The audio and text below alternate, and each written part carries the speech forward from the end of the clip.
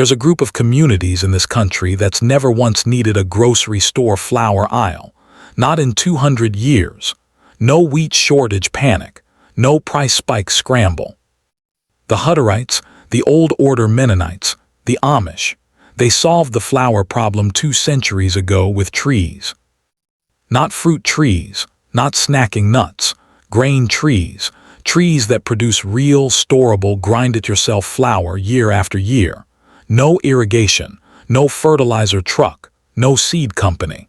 While everyone else lines up every time wheat prices spike, these communities just walk to the back of the property. That's not folklore. That's 200 years of working food security. Today I'm showing you the 5 trees behind it. No grain elevator, no GMO seed, no replanting every spring, just roots that go deeper every year and a harvest that gets bigger the older the tree gets. The families who planted these 2 centuries ago are still eating from the same trees right now. Plant these 5 and you're not starting a garden. You're inheriting a 200-year-old system that can outlive you, your children, maybe your grandchildren. Tree number 4 is going to change how you think about the word flour. It's been emergency rations during sieges, droughts, and famines for over 1,000 years, and almost nobody growing food in America today has ever planted one. These trees aren't rare because they're hard to grow. They're rare because the knowledge almost died with the communities who kept it alive. Most nurseries don't even stock half of them. Plant them today, and 3 lifetimes won't be enough to need replacing.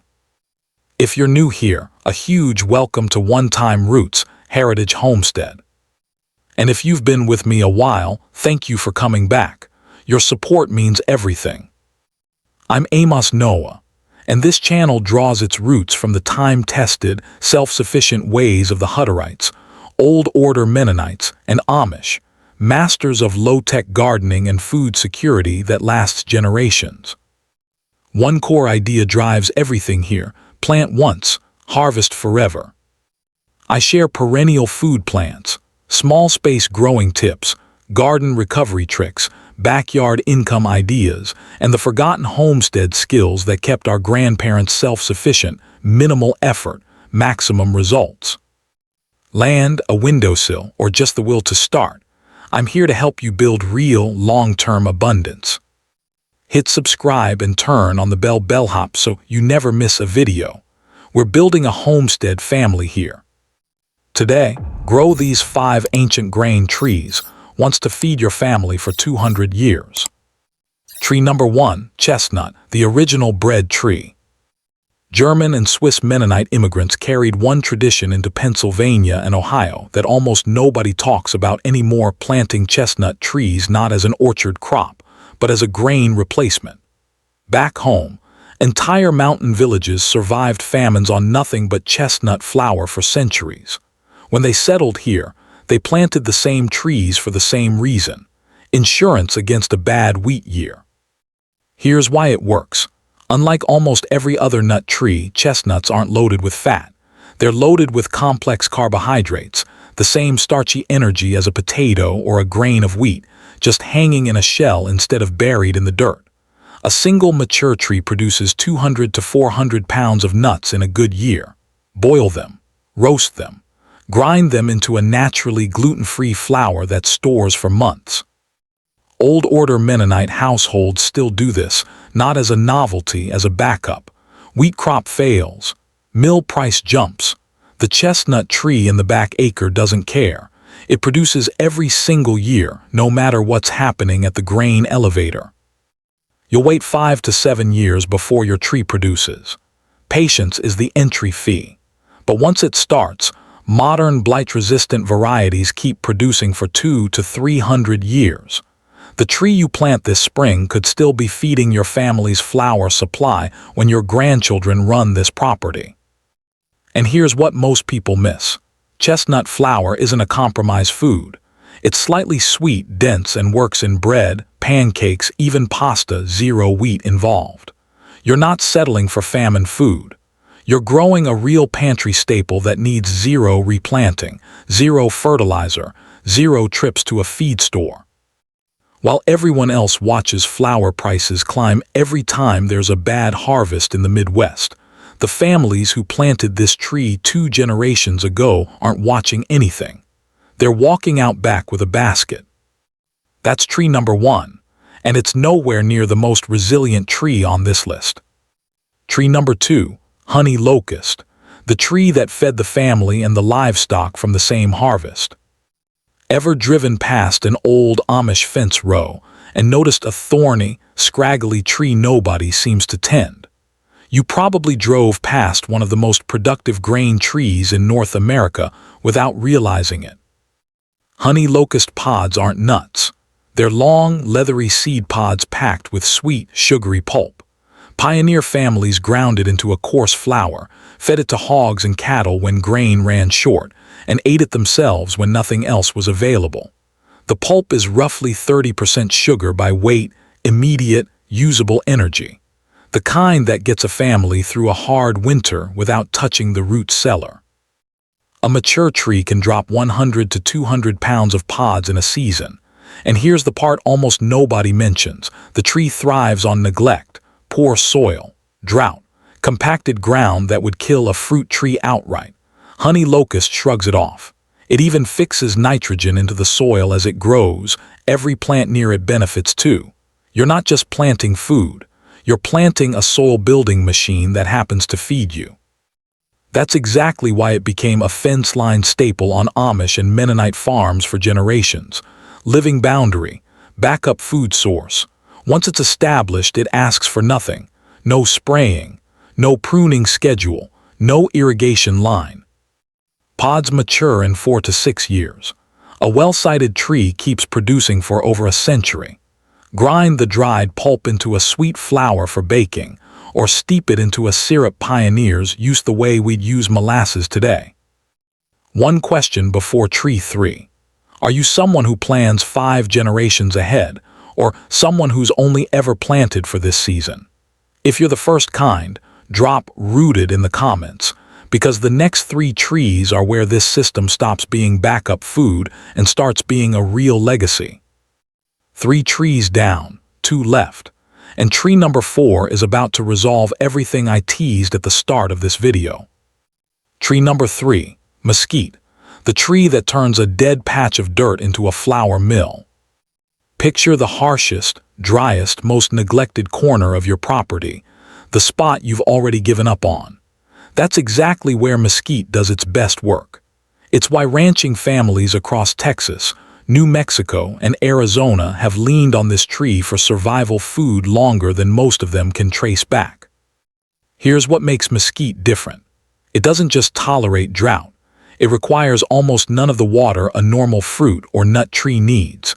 The roots dig 50 feet or more chasing groundwater.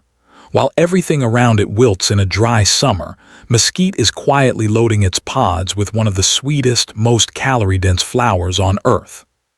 Dried and ground, the pods produce a naturally sweet flour, roughly 25% sugar, rich in protein, closer in nutrition to a legume than a tree crop.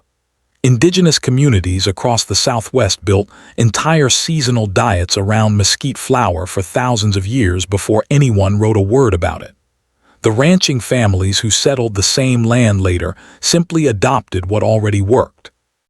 A mature tree produces 20 to 40 pounds of pods a year, smaller than chestnut or honey locust, but the math changes when you remember mesquite asks for nothing in return. No watering, no fertilizer, no soil amendment. It thrives in caliche, sand, and rock that would bankrupt a fruit orchard trying to survive there. Think about what that means for the parts of your property you've written off. The dry slope, the dead corner by the driveway. That ground isn't useless. It's just waiting for the right tree. Mesquite doesn't ask permission to grow in hard conditions. It was built for them. 10 to 15 years from now, you're not managing a garden anymore. You're standing in front of a tree that will outlast the fence around it, still pulling sweet, storable flour out of the ground everyone else decided wasn't worth the effort. 3 trees in. Tree number 4 is the one I mentioned at the very beginning. the one about to change how you think about what flower even means. Tree number 4, carob, the one I promised you at the start. The tree about to change how you think about flour entirely, because carob isn't just a grain substitute. It produces something closer to chocolate in conditions that would kill almost anything else you try to plant. Here's the history that sets it apart. Carob pods have been used as emergency rations during sieges, droughts, and famines for over 1,000 years. Not because they were the best option, because they were the only food that didn't spoil while everything around it did. Armies carried it. Besieged towns rationed it.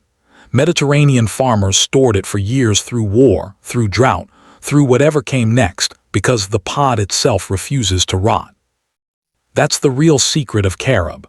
The pods are naturally low in moisture. Once dried, they sit in a cool, dry space for 2 to 3 years with zero processing. No canning, no freezing, no fermenting.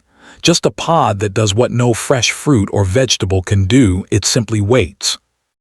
And while it waits, it's carrying nearly 50% natural sugar by weight ground into a flour that tastes remarkably close to cocoa, with no caffeine and none of the volatility of an actual cacao crop, which can't survive outside a narrow tropical band.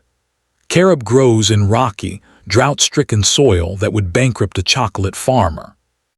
While everyone else fights to keep a garden alive through a dry summer, carob is producing 200 to 400 pounds of pods, eaten raw, ground into flour, or processed into a cocoa substitute that's been a Mediterranean pantry staple for centuries.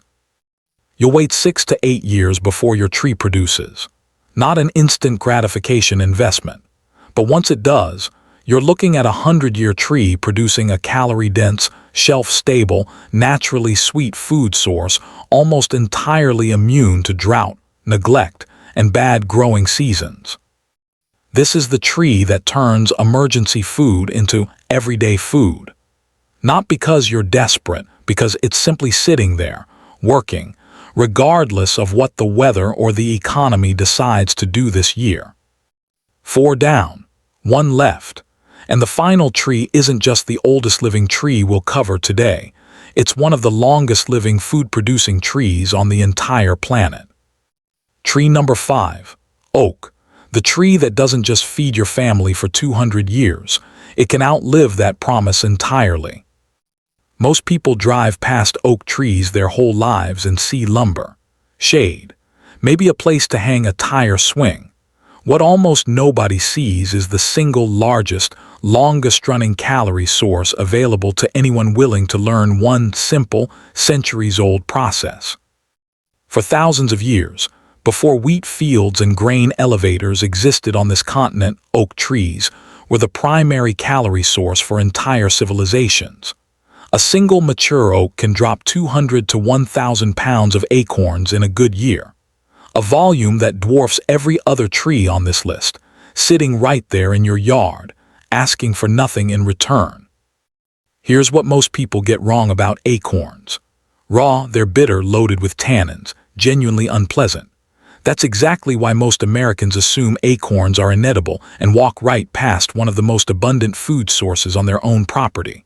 But Hutterite colonies, Old Order Mennonite households, and the indigenous communities before them all knew the same fix, a simple water-leaching process.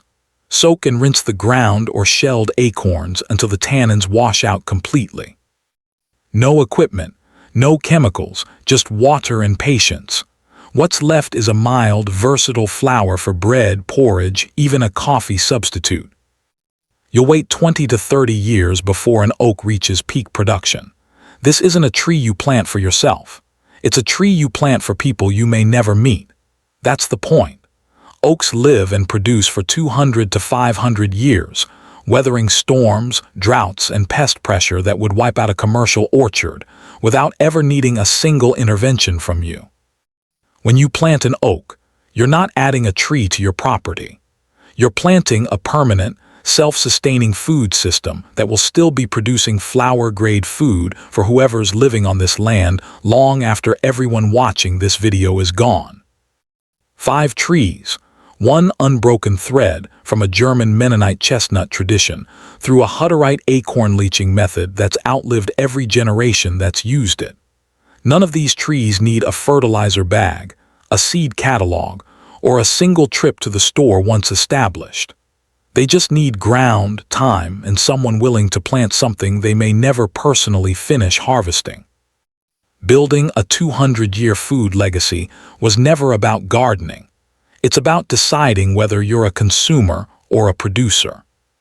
Hutterite colonies, Old Order Mennonite farms, and Amish households never debated this.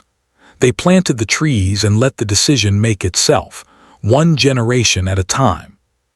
These 5 trees, from the bread of the chestnut to the 500-year patience of the oak, aren't backup food.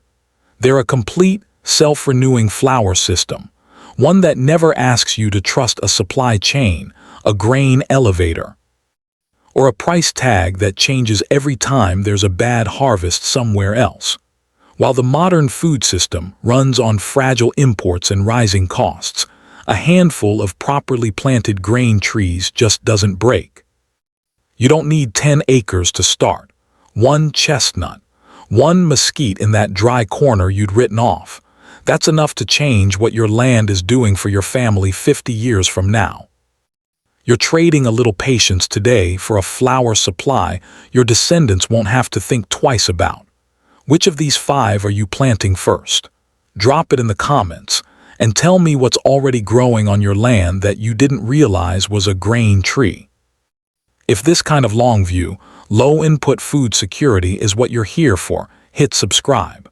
This channel exists to keep that 200-year knowledge alive, one tree at a time.